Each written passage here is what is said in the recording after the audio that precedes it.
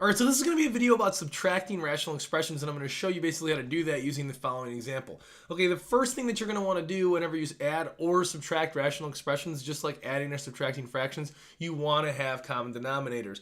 But you want to have the simplest and easiest common denominators to work with, in this case for rational expressions. So what we're going to have to do is try to figure out a way of getting the common denominators, but getting them in the most simplest way. The simplest way, generally speaking, is to simplify the rational expressions as much as humanly possible, and then finding the common denominator. So that's actually what we're going to do for this one. First thing that we're going to do for this is we are going to factor everything. So we have this n minus 3 on top. That's already factored. So n minus 3. And now we're going to factor out this n squared minus 6n plus 9. Now, two numbers that multiply to get this 9 and add to get this negative 6 would be negative 3 and negative 3. So you're just going to have n minus 3 times n minus 3, which is n minus 3 squared.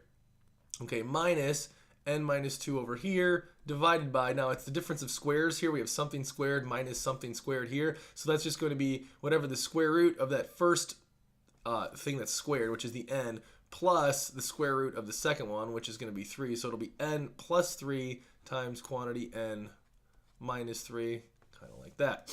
All right, now from here I'm going to simplify as much as humanly possible before trying to find common denominators. It just makes my life a little bit easier. So what we're going to do is cancel out one of these and this one of these right here. So it's going to be a 1 over n minus 3. And then if you notice, now we're left with 1 over n minus 3 minus this whole thing right here. But if you notice, they have an n minus 3 here and an n minus 3 here. So what we're going to do to the top and the bottom, the numerator and the denominator of this expression right here, is we're going to multiply it by n plus 3.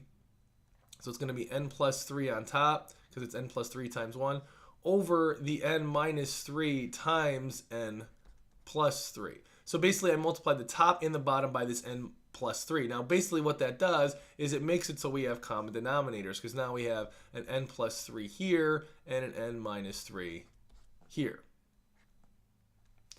Okay, so now we have common denominators for both of these terms. So what we're going to do now is just subtract off the numerators. This is almost like saying you have n plus 3 of something. Let's just say n plus 3 dogs minus n minus 2 dogs. Okay, so you're basically taking a certain quantity of this denominator. You're taking n plus 3 denominators minus n minus 2 denominators here. So what we're going to do here is we're going to take this n right here and subtract off this n, which would be 0. And then I'm going to subtract off this 3 and this negative 2 right here. So 3 minus negative 2 is going to be 5.